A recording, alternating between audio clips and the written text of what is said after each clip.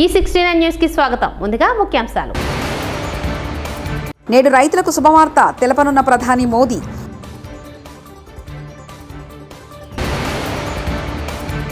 పదిహేనున ఉమ్మడి ఖమ్మం జిల్లా రైతాంగం చిరకాల వాంఛ నెరవేరబోతుంది. మంత్రి పొంగులేటి శ్రీనివాసరెడ్డి.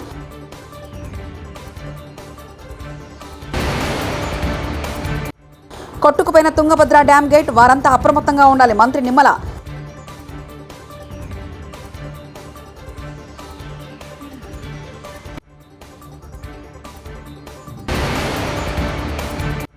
ఏపీలో 160 దేవాలయాల పునర్నిర్మాణం. మంత్రి ఆనం.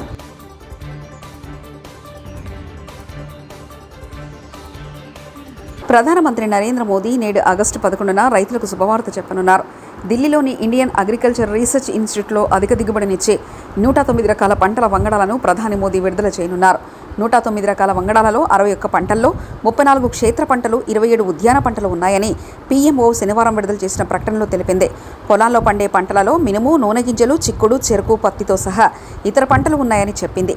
ఉద్యాన పంటలలో వివిధ రకాల పండ్లు, కూరగాయలు, సుగంధ ద్రవ్యాలు, పువ్వులు, ఔషధ పంటలను కూడా విడుదల చేయనున్నట్లు వెల్లడించింది. ఈ సందర్భంగా రైతులు, శాస్త్రవేత్తలతో కూడా ప్రధాని మోదీ మాట్లాడనున్నారు.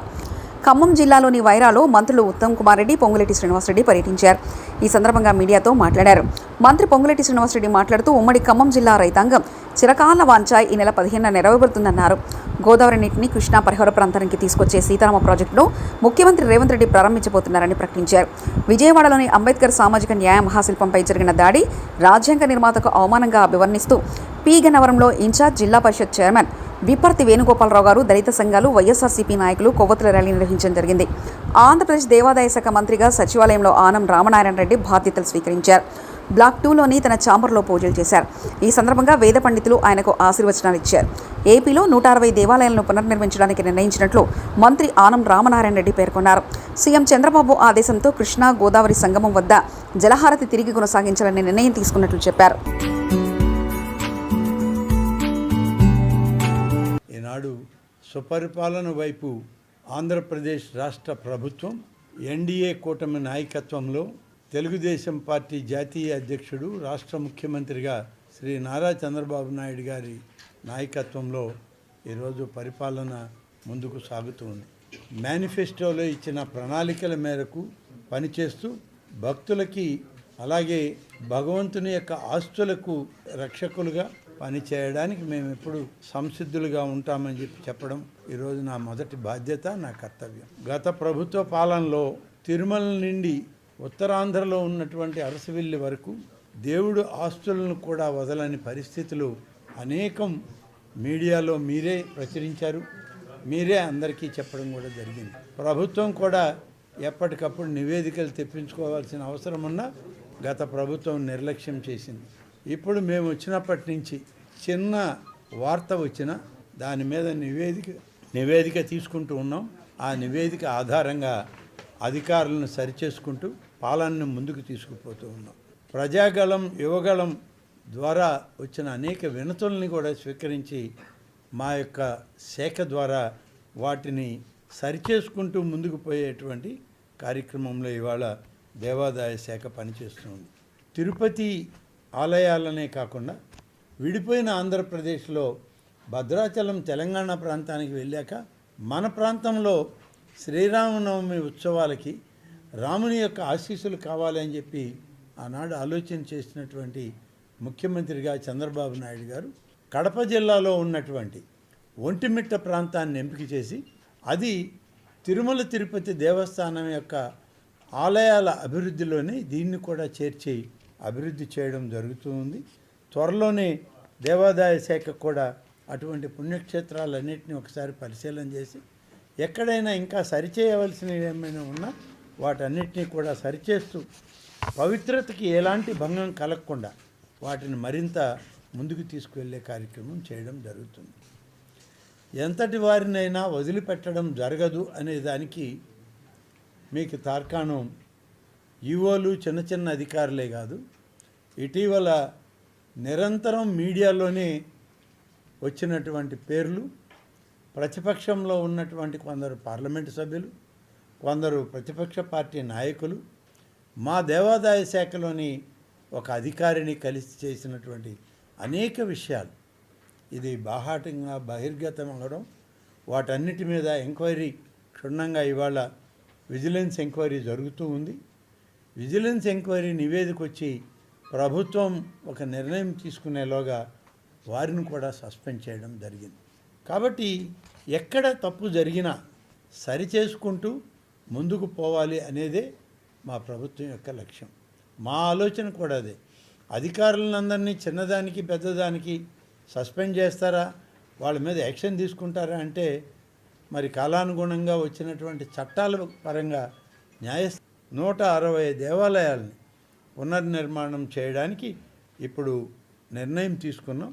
కృష్ణా గోదావరి 2 నదీల మనం దగ్గర జరిగేటువంటి జలహారతులు నిత్యం జరిగేవి, వాటిని కొనసాగించాలి.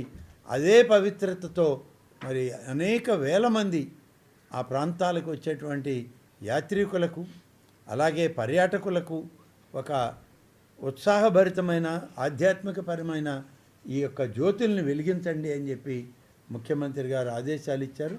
దానికే ఏర్పాట్లు చేస్తున్నాం.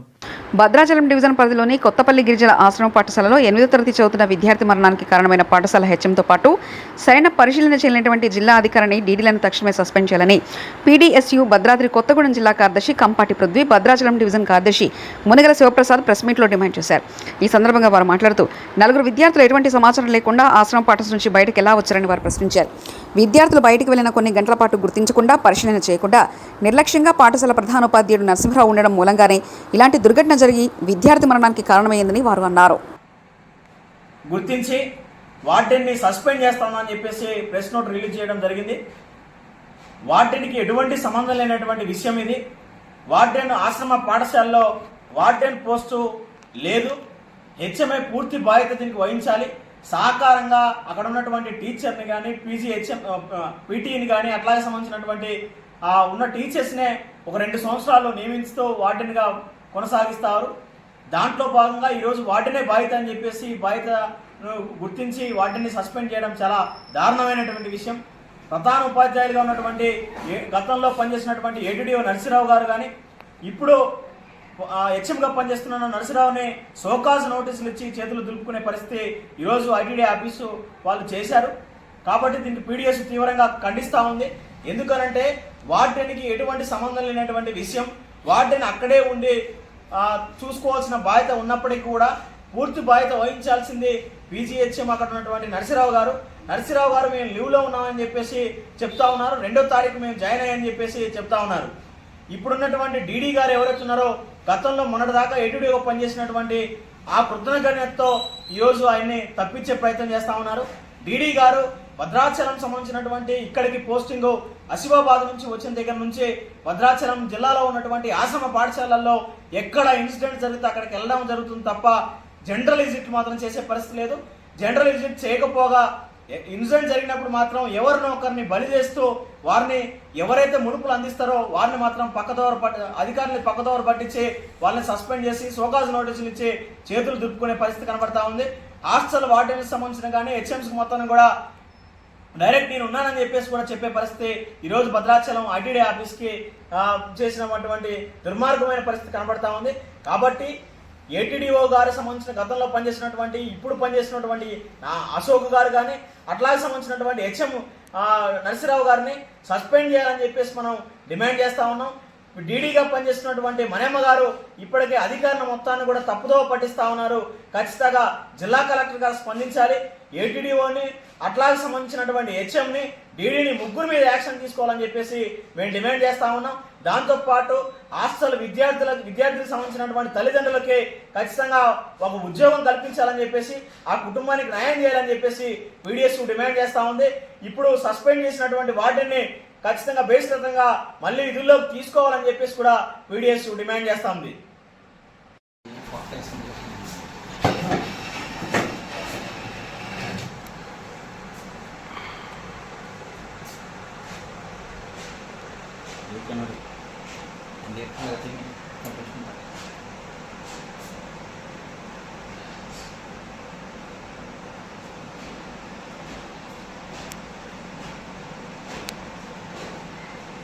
భద్రాద్రి కొత్తగూడెం జిల్లా కార్యదర్శి.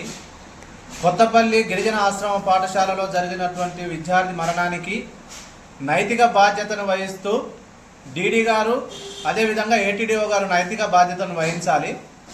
ఈ దుర్ఘటనకి కారణమైనటువంటి విద్యార్థి మరణానికి కారణమైనటువంటి వాళ్ళని ఎవరైతే ఉన్నారో వాళ్ళని తక్షణమే సస్పెండ్ చేయాలి. దీనికి ప్రధానమైనటువంటి బాధ్యులు ఎవరు అని అంటే, ఒకటి ప్రధానమైనటువంటి వాళ్ళు హెచ్ఎం, వార్డెన్, అదేవిధంగా వాచ్మెన్ దీనికి ప్రధానమైనటువంటి నైతిక బాధ్యతను వహిస్తూ వాళ్ళ మీద చర్యలు తీసుకోవాల్సినటువంటి అవసరం ఉంటుందని చెప్పేసి మేము పీడిఎస్యూగా డిమాండ్ చేస్తూ ఉన్నాం. 4 విద్యార్థులు పాఠశాల నుండి బయటికి రావడం, ఎలాంటి సమాచారం లేకోకుండా బయటకు వస్తున్నారంటే దీనికి నిర్లక్ష్యం కారణమా కాదా అని చెప్పేసి పిఓ గారు పరిశీలన చేయాలని చెప్పేసి మేము తెలియజేస్తా ఉన్నాం. కేవలం ఒక్కళ్ళ మీదనే చర్యలు తీసుకొని అసలు కారకులను వదిలేస్తే ఇది అనేక సంఘటనలు జరిగి ఉన్నాయి. బూర్గంపాల్లో జరిగినటువంటి సంఘటనలో కూడా అమ్మాయి మిస్సింగ్ కేసు జరిగింది, అక్కడ కూడా ఇలాంటి చర్యలు తీసుకోవడం అనేది జరిగింది. కాబట్టి దీనికి 3కి నైతిక బాధ్యత వహించాలి, వాళ్ళని సస్పెండ్ చేయాలి. నిర్లక్ష్యంగా ఎటువంటి పరిశీలన లేకోకుండా పరిశీలన చేయలేనటువంటి డీడీ ఎవరైతే ఉన్నారో డీడీ మీద కూడా చర్యలు తీసుకోవాలని చెప్పేసి మేము పీడిఎస్యూగా డిమాండ్ చేస్తూ ఉన్నాం. ఎందుకనంటే డీడీ గారు ఎక్కడ కూడా గిరిజన ఆశ్రమ పాఠశాలల్లో పరిశీలన చేస్తున్నటువంటి పరిస్థితి లేదు. విద్యార్థులతో కలవడం కానీ, విద్యార్థులతో మాట్లాడడం, సమస్యలు తెలుసుకోవడం, క్రమశిక్షణ విషయాలు, చదువు విషయాలు ఏమాత్రం పట్టించుకునేటటువంటి పరిస్థితి లేదు. అర్ధరాత్రి సమయంలో పరిశీలన పేరుతోని విజిట్ చేయడం, అక్కడ ఉన్నటువంటి వార్డెన్తోనో హెచ్ఎంతోనో మాట్లాడి బయటికి రావడం అనేది జరుగుతూ ఉన్నది తప్ప విద్యార్థుల యోగక్షేమాల గురించి పట్టించుకునేటటువంటి పరిస్థితి డీడీ గారికి లేదు అని చెప్పేసి మేము స్పష్టంగా తెలియజేస్తా ఉన్నాం. డీడీ గారు అసమర్థతగా ఉన్నారు. పిఓ గారికి చేరవేయాల్సినటువంటి విషయాలని స్పష్టంగా చేరవేయట్లేదు, తప్పుడు విషయాలను మాత్రమే పిఓ గారి దృష్టికి తెలియజేస్తా ఉన్నారు. దీనివల్ల నష్టం జరుగుతూ ఉన్నది. గిరిజన విద్యార్థులు తీవ్రమైనటువంటి మనోవేదనకు గురవుతున్నటువంటి పరిస్థితి ఉందని చెప్పేసి మేము తెలియజేస్తా ఉన్నాం. తక్షణమే పై ఆదేశాలు చేసి చర్యలు తీసుకోవడం కాదు, తక్షణమే వారిని సస్పెండ్ చేయాలని చెప్పేసి మేము భద్రాద్రి కొత్తగూడెం జిల్లా సారపాకలో ఈఎస్ఐ హాస్పిటల్ గురించి ప్రధానంగా ప్రస్తావించగా ఎమ్మెల్యే పాయం వెంకటేశ్వర్లు కలెక్టర్తో మాట్లాడి ఈఎస్ఐ హాస్పిటల్కు స్థలం ఏర్పాటు చేయించి ఈఎస్ఐ హాస్పిటల్ కట్టించే బాధ్యత నాది అని ఎమ్మెల్యే పాయం హామీ ఇచ్చారు. క్యాన్సర్ స్క్రీనింగ్ టెస్టులను ఇక్కడ ప్రజలకు ఐటీసీ ద్వారా ఉచితంగా చేయాలని స్థానిక ప్రజలు కోరడం జరిగింది.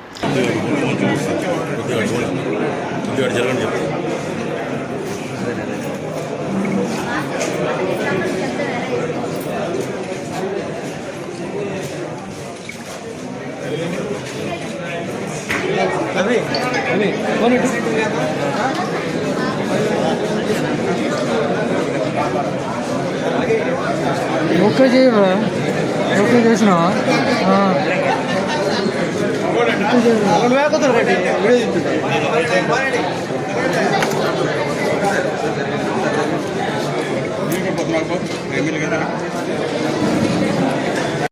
ఎంతోమంది ఎమ్మెల్యేలు వస్తున్నారు. గతం నుంచి ఎప్పటి నుంచే జరుగుతుంది. ఐటీసీ ఒకటి పర్మనెంట్ సొల్యూషన్ డిస్పెన్సరీ అనేది పబ్లిక్ కూడా ఏర్పాటు చేయాలి సార్. ఇక్కడ ఇంకోటి ఏంటంటే క్యాన్సర్ స్క్రీనింగ్ టెస్ట్లో కంపల్సరీ ఐటీసీ ద్వారా ఏర్పాటు చేయాలి సార్. ఆ దిశగా కొంచెం ఏమన్నా ఐటీసీని మీరు ఒకసారి రిక్వెస్ట్ చేయండి sir. Permanent cancer solution, cancer వల్ల ప్రాబ్లమ్స్ ఉన్నాయని ఇక్కడ చాలా పబ్లిసిటీ, ప్రజల్లో కూడా ఆందోళన ఉంది. అదే ఐటీసీ పొల్యూషన్ ద్వారా వస్తుంది కాబట్టి అనుకుంటున్నారు అందరూ. అట్లానే క్యాన్సర్ స్క్రీనింగ్ టెస్ట్ ఏర్పాటు చేయండి సార్ ప్రజలకి. అదొకటి స్క్రీనింగ్ చూసి ఓకే. దాని గురించి ఇప్పుడు ఈ ప్రాంతం ఐటీసీ పేపర్ బోర్డు సంస్థ మనందరికీ తెలుసు. నేను ఈఎస్ఐ హాస్పిటల్ అనేది ఎప్పటి నుంచో అన్ని వర్గాలు, అన్ని పార్టీలు డిమాండ్ ఉంది. దాని విషయంలో గతంలో కూడా మేనేజ్మెంట్తో మాట్లాడడం జరిగింది. లెటర్ కూడా పెట్టాను నేను హెడ్ ఆఫీస్లో హైదరాబాద్ ఎమ్మెల్యే గెలిచిన తర్వాత. ఇప్పుడు కూడా మన అధికారులకు కూడా చెప్పడం జరిగింది, ఈఎస్ఐకి సంబంధించి మీ సపోర్ట్ ఉండాలన్నా సపోర్ట్ చేస్తామని చెప్పినారు. ల్యాండ్ కావాలని అడిగినారు నన్ను. ఖచ్చితంగా నేను ఈ కొద్ది రోజుల్లోనే జిల్లా కలెక్టర్ గారిని కలిసి ఈ బురుగుపాడు మండలంలోనే, ఎందుకంటే ఈఎస్ఐ ద్వారా పన్ను కడతా ఉన్నారు, ఇయర్ వైజ్ కడతా ఉన్నారు. కేటీపీఎస్ కావచ్చు, ఇటు ఐటీసీ కావచ్చు, ఏ వాటర్ ప్లాంట్ కావచ్చు, సింగరేణి కావచ్చు, బీటీపీ కొన్ని కోట్ల రూపాయలు ఈఎస్ఐ కడుతున్నారు. కానీ మన కార్మికులు ఇక్కడ వాళ్ళ ఆరోగ్యాన్ని బాగు చేసుకునేదానికి అందుబాటులో లేదు. వెళ్తేనేమో వరంగల్ పోవాలా, లేకపోతే హైదరాబాద్ పోవాలి. ఇబ్బందులు ఎదురవుతూ ఉన్నారు. కార్మికుడు పనిచేస్తే కార్మికుడే కాదు, వాళ్ళ ఫ్యామిలీ పిల్లలంతా కూడా అందుబాటులో ఉంటే మరి సౌకర్యం ఉచితంగా మనకు అందేటటువంటి అవకాశం ఉంది. దాని విషయాన్ని కూడా మాట్లాడినాను. కొద్ది రోజుల్లోనే నేను కలెక్టర్ గారిని కలుస్తాను. స్థలం కేటాయించే బాధ్యత నాది. ఐటీసీ వారు కూడా నిధులు ఇవ్వడానికి సిద్ధంగా ఉన్నారు. కొద్ది రోజుల్లోనే స్థలం కలెక్టర్ గారితో మాట్లాడి స్థలం చూపెట్టిన తర్వాత ఐటీసీ ద్వారా నిర్మాణం చేపట్టి ఈఎస్ఐ హాస్పిటల్ అందుబాటులో తీసుకొచ్చే బాధ్యత నాది. చిరకాల కోరిక అందరి డిమాండ్ కూడా నాది బాధ్యత. ఖచ్చితంగా చేపిస్తాను. ఇంకోటి అడిగినారు, మరి ఇప్పుడు క్యాన్సర్ వస్తుందని చెప్పినారు. అన్ని ప్రాంతాల్లో వస్తూ ఉన్నాయి. కాకపోతే ఇండస్ట్రీస్ ఏంటంటే ఇప్పుడు మారినటువంటి వాతావరణ పరిస్థితులు కావచ్చు, ఇవాళ పొల్యూషన్ కావచ్చు, వాతావరణం. అదే కాకుండా ఇవాళ ఇండస్ట్రియల్ ఏరియాలో అన్ని ప్రాంతాల్లో ఉన్నాయి, ఇతర ప్రాంతాల్లో కూడా ఉన్నాయి. కాబట్టి ఇండస్ట్రియల్ కొద్దిగా ఎక్కువ ఉండొచ్చు. ఇవాళ ఏదైతే ఉందో క్యాన్సర్ స్క్రీనింగ్ టెస్ట్కి సంబంధించి కూడా మీరు అడిగినారు. తప్పనిసరిగా అది నేను ఐటీసీ అధికారులతో మాట్లాడుతూ ప్రభుత్వ దృష్టిలో కూడా పెట్టి మన క్యాన్సర్ యూనిట్ ఏదైతే ఉందో టెస్టింగ్ సంబంధించినటువంటి యూనిట్ ఏర్పాటు చేసే దాంట్లో కూడా తప్పనిసరిగా నా వైపు నుంచి చర్యలు తీసుకుంటాను అధికారులతో మాట్లాడి. Thank you sir.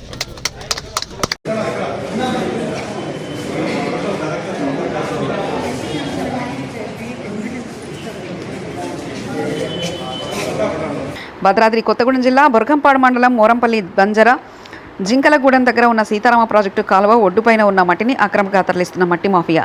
స్పందించిన రెవెన్యూ అధికారులు చూసి చూడనట్లుగా వ్యవహరిస్తున్నారు.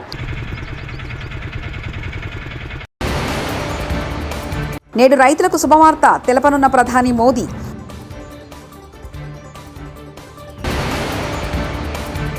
పదిహేనున ఉమ్మడి ఖమ్మం జిల్లా రైతాంగం చిరకాల వాంఛ నెరవేరబోతుంది. మంత్రి పొంగులేటి శ్రీనివాసరెడ్డి.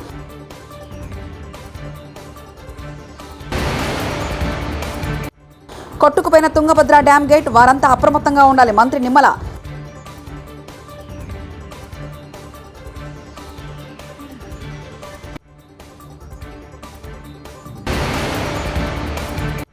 ఏపీలో 160 దేవాలయాల పునర్నిర్మాణం. మంత్రి ఆనం.